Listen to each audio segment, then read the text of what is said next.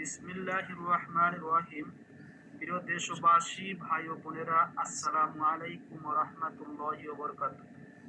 গত বছর সেই দিনের রক্তাক্তর কথা আজও আমরা ভুলিনি।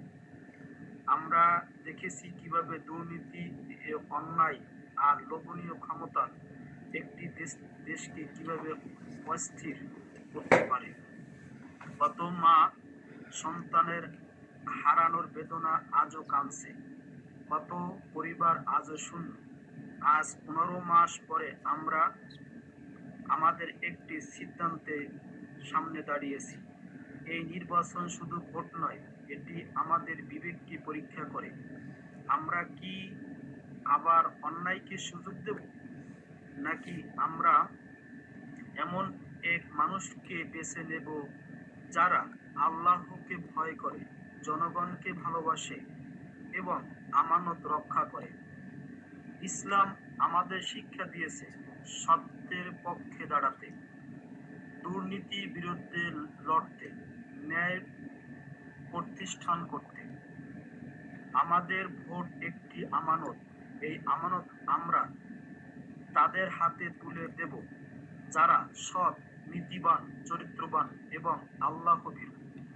আসুন আমরা রাগ দিয়ে নয়, ঈমান ও বিবেক দিয়ে সিদ্ধান্ত নেই, যাতে আগামী প্রজন্ম আমাদের নিয়ে গর্ব করতে পারে। কোরআনের আদর্শের শাসন মানে কি?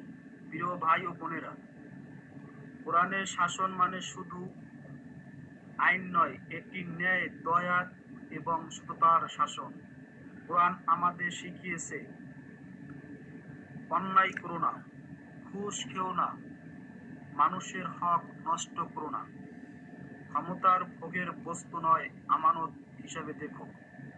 যদি একটি দেশ কোরআনের শাসন বাস্তবায়ন হয়, তাহলে দুর্নীতি কমবে, বিচারের পক্ষপাত থাকবে না, গরিবের হক নিশ্চিত হবে, নেতারা নিজেদের জবাবদিহির মধ্যে রাখবে। কোরআনের শাসন মানে জুলুম নয়, ন্যায়, ভয় নয়, আমানতের দায়িত্ব। আমরা এমন একটি দেশ চাই যেখানে আইন সবার জন্য সমান, সেখানে নেতৃত্ব সৎ, আর সেখানে মানুষ নিরাপত্তা ও সম্মানে থাকবে। আল্লাহ আমাদের ন্যায় পথে চলার তৌফিক দান করুন এবং ন্যায় বিচারককে ক্ষমতায় আসার ব্যবস্থা করুন।